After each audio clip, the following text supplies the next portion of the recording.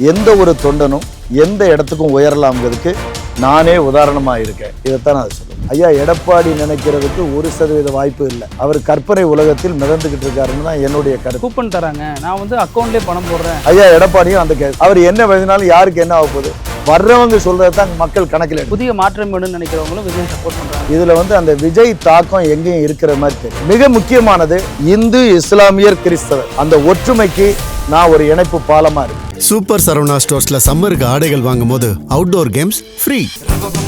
Super Saravana stores summer கோடையை கொண்டாடலாம். ஆச்சி மசாலா எந்த சமையலும் ருசி தேடும் ரகசியம் 20 ரூபாய்.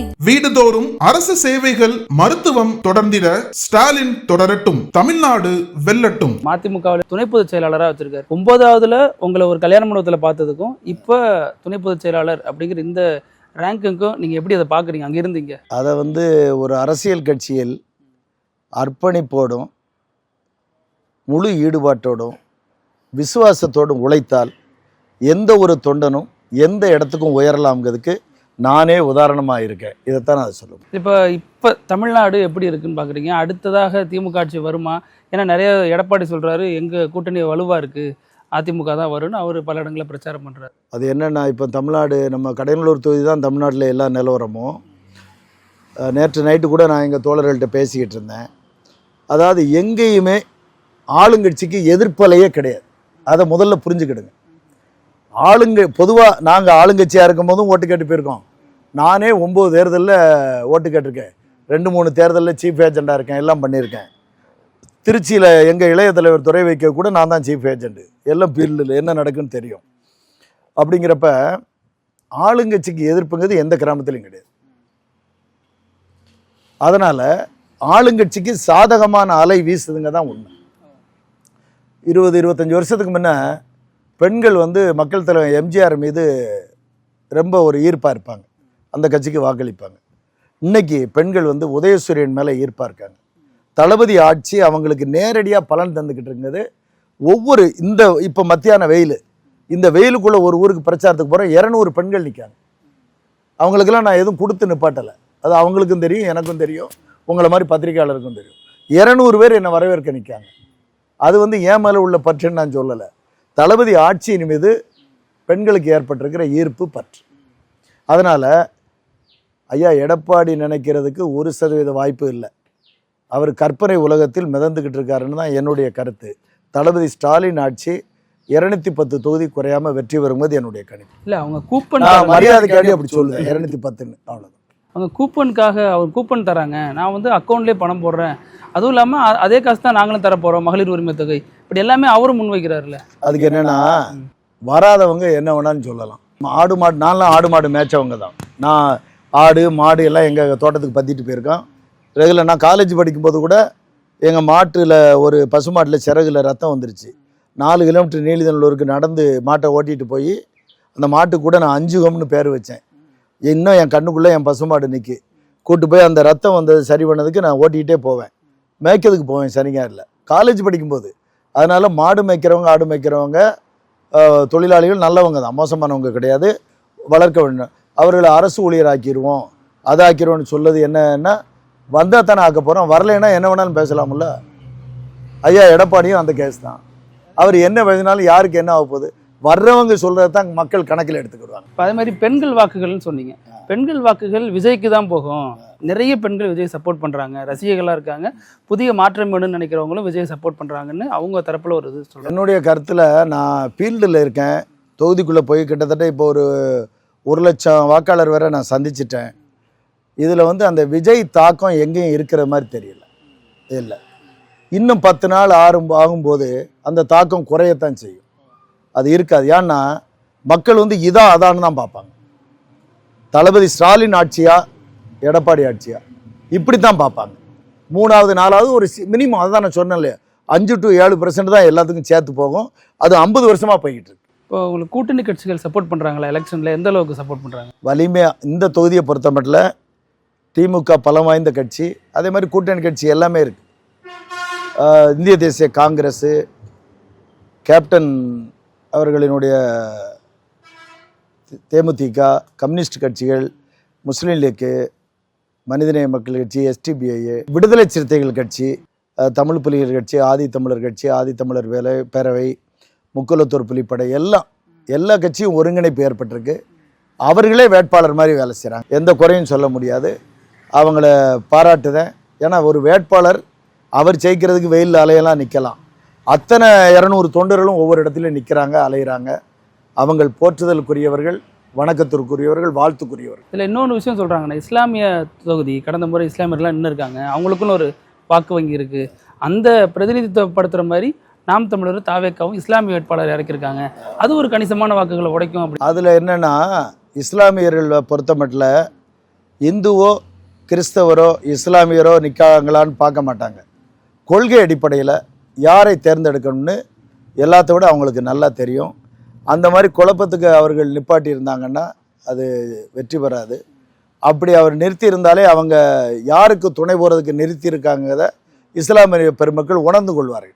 அந்த அளவுக்கு அவங்களுக்கு நம்ம சொல்லித்தர வேண்டியதில்லை. வெயில் கடுமையாக அடிக்குது. ஆமாம், இந்த வெயிலையும் டீ தான் குடிப்பீங்களா? ஆமாம், நான் அது என்ன காரணம்னு தெரியல, டீ தான் குடிப்பேன். டீ காப்பி தான் குடிப்பேன். கூல் ட்ரிங்க்ஸ் குடித்தா தொண்டை கட்டிடும், மைக் பேச முடியாது. இப்போவே கொஞ்சம் குரல் இப்படி நம்மகிட்ட இருக்கதே மைக் பேசுறது தான் முக்கியமான படி. அதனால நான் எப்போவுமே வெயில்னாலும் டீ சுடு தண்ணி குடிச்சுக்கிடுவேன். இந்த டயத்தில் மிச்ச நேரத்தில் கூட ஜூஸ் இதெல்லாம் குடிச்சுக்கிடுவோம். அதே மாதிரி நான் நான்வெஜ் தான் அதிகம் சாப்பிடுவேன். ஆளை பார்த்தாலே உங்களுக்கு தெரியும். ஆனால் இப்போ என்னென்னா, இந்த எலெக்ஷன் இடத்துல பியூர் வெஜ்ஜாக தான் நான் பார்த்தேன். ஏன்னா வயிறு ப்ராப்ளம் வந்துடக்கூடாது, அந்த மாதிரி இருக்காங்க. விவசாயம் சார்ந்த பகுதியாக இருக்குன்னு நீங்கள் நிறைய விஷயம் சொன்னீங்க. காட்டு பன்றிகளை என்ன பண்ணணும், அதுக்கெல்லாம் அரசு கோரிக்கை வைக்கிறேன். நீங்கள் அதை தாண்டி நீங்கள் செய்யக்கூடிய விஷயம்னா என்னவா இருக்கும் ஜெயித்து வந்த பிறகு? அதாவது இங்கே கடையநல்லூர் தொகுதியை பொறுத்தமட்டில் நெல் அதிகமாக உற்பத்தி ஆகுது, தவிர தேங்காய் உற்பத்தியும் அதிகமாக இருக்குது. அப்போ நெல் விளைச்சலில் என்னென்னா, விளைவிச்ச நெல்லை பாதுகாப்பதற்கு போதிய குடோன் கிடையாது, கிட்டங்கி கிடையாது. அது பெரிய குறையாக இருக்குது. நெல்லை பாதுகாக்கிறதுக்கு இடம் இல்லைன்னா அந்த விவசாயி இதில் என்னென்னா சீசன் வேறு வந்துடும். அது அந்த நெல்லை கொள்முதல் செய்கிற கொள்முதல் நிலையங்கள் அதிகமாக அமைக்கணும். அது போக அதை பாதுகாக்கிறதுக்கு தஞ்சாவூர், நாகப்பட்டினம் டெல்டா இருக்குது பாருங்கள், அங்கே என்னென்னா டெம்பரவரி குடன் பெர்மனண்ட் ஸ்ட்ரக்சரில் இருக்கும். பாதுகாப்பான தற்காலிக குடோன்கள் அமைச்சிருவாங்க. அதே முறையில் இங்கே அமைச்சு கொடுக்கணும். கூடுதலாக இது கொள்முதல் நிலையங்கள் தேவையான அளவு அமைக்கணும். இது என்னுடைய முதல் கோரிக்கை. அதை நிச்சயமாக நிறைவேற்றணும்னு எனக்கு உறுதியாக நம்பிக்கை இருக்குது. கொள்முதல் நிலையங்கள் இப்போ சும்மா களத்து மேட்டுகளில் அங்கங்கே நடத்திக்கிட்டு இருக்காங்க.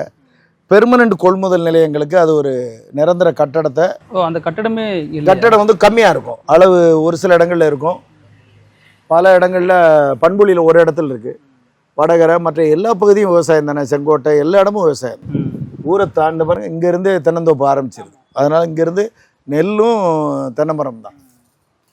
இது அதனால் அதில் மெயின் கொள்முதல் நிலையங்களுக்கு நிரந்தர கட்டடம், உலருக்கு அந்த நம்ம நெல்லுக்கு கிட்டங்கி வசதி, போதிய கிட்டங்கி வசதி, இது முடிஞ்சது. தென்னையை பொறுத்த மட்டும் என்னென்னா, ஏகப்பட்ட துணை பொருட்கள் தென்னை நாரை வச்சு செய்யலாம்.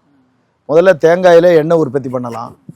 தேங்காயை உற்பத்தி அந்த உடைச்சி போட்டு கொப்பரைன்னு சொல்லுவாங்க இல்லையா, அதை போடுறதுக்கு உலர் களங்கள் வேணும். அது இல்லாத இருக்குது. மிகப்பெரிய கஷ்டம்னா ஒரு 3 மாதம் சீசன் வந்துடும், உணர வைக்க முடியாது. உலர் களங்கள் நவீன விஞ்ஞான புறப்படி அமைக்கிறதுக்கு அதுக்கு ஒரு ஏற்பாடு பண்ணணும். அரசு அதை நான் கடுமையாக வலியுறுத்துவேன். அந்த தேங்காயை மதிப்பு கூட்டி விற்கிறதுக்கு ஆர்டர்ட் வேல்யூன்னு சொல்லுவாங்க இல்லையா, அதுக்கு ஏற்ற உப பொருட்கள் அதை உற்பத்தி செய்கிறதுக்கு அரசாங்கமோ தனியாரோ அதுக்கு உண்டான ஒரு செயல் திட்டங்களை விவசாயிகளோடும் விவசாய துறையோடும் இணைந்து, வேளாண்மை துறை, அரசனுடைய வேளாண் துறையோடு இணைந்து, வேளாண்மையினுடைய நல்ல நிபுணத்துவம் பெற்றவர்களோடு இணைந்து, அதான் தென்னை நிலை வாரியம் அமைத்தல், தென்னை பொருட்களை மதிப்பு கூட்டி விற்பதற்கான பொருட்களை உற்பத்தி பண்ணுறது, எல்லாத்துலேயும் தனி கவனம் செலுத்துவோம். அது உயரும்போது இந்த பகுதியினுடைய பொருளாதார வளர்ச்சி உயரும். வேறு இந்த பகுதிக்கு ஏற்ற தொழில், அதாவது நடக்காத எதுவும் சொல்லக்கூடாது, இந்த பகுதிக்கு ஏற்ற இதுக்கு கனெக்டடு ரிலேட்டட் தொழில் என்னன்னு பார்த்து அது வளர்கிறதுக்கு நான் குரல் கொடுப்பேன். கடையநல்லூர் தொகுதி மக்களுக்கு ஒரே ஒரு விண்ணப்பம் தான் என்னுடைய விண்ணப்பம். நான் முழு நேர கட்சி பணியில் பொது சேவைக்கு இருக்கிறவன். அரசியல் என்பது பொதுமக்களுக்கு முடிஞ்ச சேவையை செய்கிறதுக்கு தான் அரசியல். அதுக்காண்டி தான் நான் அரசியலில் இருக்கிறேன். இந்த 5 ஆண்டு என்னை தேர்ந்தெடுத்தாங்கன்னா நான் கடையநல்லூரில் குடியிருப்பதா வாக்குறுதி கொடுத்துருக்கேன். ஆஹா. நான் கடையநல்லூரில் தான் குடியிருப்பேன், வாடகை வீட்டில் குடியிருப்பேன். அதில் எந்த விதமான மாற்றமும் இல்லை. என்னுடைய அரசியல் பணிக்கு நான் கடையநல்லூர்லேருந்து போகிறது மாதிரி தான் வச்சுக்கிடுவேன். அதனால் அதில் எந்த விதமான மாற்றமும் இல்லை. நீங்களே இந்த டிவியில் எடுத்து நாளைக்கு விளம்பரம் பண்ணிடுவீங்க, நான் அப்புறம் ஊருக்குள்ளே வர முடியுமா? அதனால் உறுதியாக நான் கடையநல்லூரில் தான் இருப்பேன். அதனால் அவங்களுக்கு என்ன தேவை, எதை செஞ்சால் சரியாக வரும்னு நடந்துக்கிடுவேன். மிக முக்கியமானது இந்து, இஸ்லாமியர், கிறிஸ்தவர் அந்த ஒற்றுமைக்கு நான் ஒரு இணைப்பு பாலமாக இருப்பேன். எல்லா சமூக மக்கள், பல சமூகங்கள் இருக்கு, 20 சமூகங்களுக்கு மேலே இருக்கு, எல்லா சமூகமும் நேசிக்கிற அளவு நான் நடந்துக்கிடுவேன்.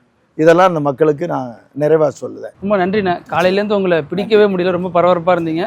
எங்கள் பரபரப்புக்கு மத்தியில் நேரம் ஒதுக்கி எங்களுக்கு நேர்காணல் நேரம் கொடுத்து ரொம்ப நன்றி. நீங்கள் என்னுடைய பணிகளை மக்களுக்கு தெரிவிக்க முன் வந்ததுக்கு நக்கீரன் குழுமத்துக்கு எனது நன்றி. நக்கீரன் டிவிக்கு சப்ஸ்கிரைப் செய்யுங்கள். உங்கள் ஆதரவே எங்கள் பலம். ஆசிரியர்களுக்கு நண்பனாகவும் மாணவர்களுக்கு ஆசானாகவும் திகழும் தேர்வு வழிகாட்டி. ஒவ்வொரு பாடத்திற்கும் அனுபவமிக்க ஆசிரியர்களின் துல்லியமான தெளிவான விடைகள். CNC இருக்கு, தேர்வு பயம் எதற்கு? இது தீரன் பப்ளிஷிங் ஹவுஸ் விற்பனை வெளியீடு.